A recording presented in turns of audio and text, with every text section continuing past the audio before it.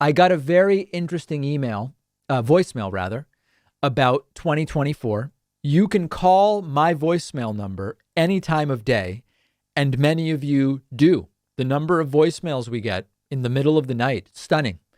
Here's one about 2024. 2192 David P is the number. Hi, David. This is Arasaya with Shannon. I'm calling from Kalamazoo, Michigan. And I was wondering, the entire Trump impeachment scenario that's going on. Yes. What do you think it means for this country that all the evidence that was shown, the footage of the riot and the break-in at the Capitol, and somehow he was still acquitted? Like, what does that say about this country? Does it worry you?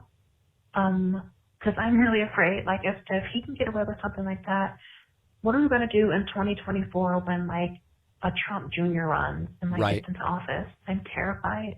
What do you think it says about this country, and where are we going? Thanks. Yeah. Bye. One of the most disgusting, I guess we have to call them realities that we have to accept, is that when you look at the Republican vote to acquit in the Senate, and then you look at Trump's letter saying, I'm sticking around and we've got a lot of stuff planned for the next few months. And you see that 64% of Republicans in a recent poll, 70% of Republicans in another recent poll say, if Trump created his own party, I would leave the GOP and join the Trump party. You have no choice but to accept that a Trump-like figure could indeed win again in 2024. Now, the hope is that if there's a split between Trump and the Republican Party, that they do damage to each other, and you could have a sort of cannibalistic effect where Trump takes some of the Republican Party, Trump or a Trumpian candidate, maybe Trump Jr., maybe Ivanka, maybe Marjorie Taylor Greene, who knows? They run and they take a bunch of the vote, and then you've got the Republican vote, which is damaged. And then you end up with a situation like the Ross Perot situation of the early 90s with a Democrat winning. That's the ideal scenario. Now, there are people who will look at that and say, the math could work out differently. And I understand that.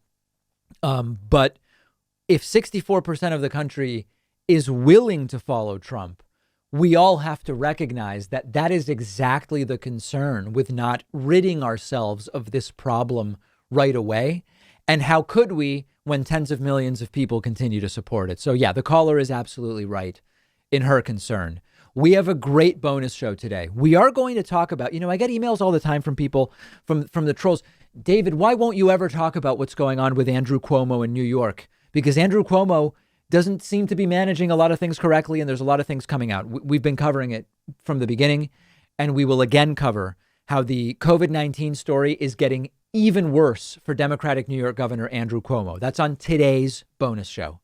Also on the bonus show, the Boeing 737 MAX is flying again, and it's very quietly flying again. And we're going to talk about how airlines have brought it back because it has been cleared, but they're not advertising it.